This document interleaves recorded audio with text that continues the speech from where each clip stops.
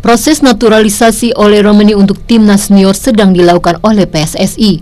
Ketua Umum PSSI Erick Thohir berharap proses ini dapat segera rampung, sehingga pemain Utrecht itu dapat menjalani debutnya bersama timnas Indonesia saat bertandang ke Australia 20 Maret 2025 pada putaran ketiga kualifikasi Piala Dunia 2026 zona Asia. Erick menambahkan seluruh stakeholder akan mendukung proses naturalisasi pemain keturunan Medan itu. Yang sekarang kita sedang proses yaitu oleh untuk timnas senior, kita berharap debut lah.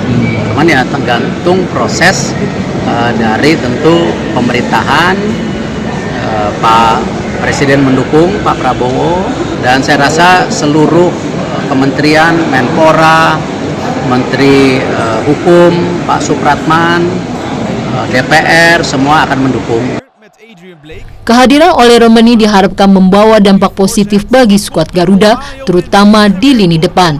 Bersama Utrecht, sejak 2023, pemain berusia 24 tahun ini telah mencatatkan 25 laga dengan mencetak 3 gol.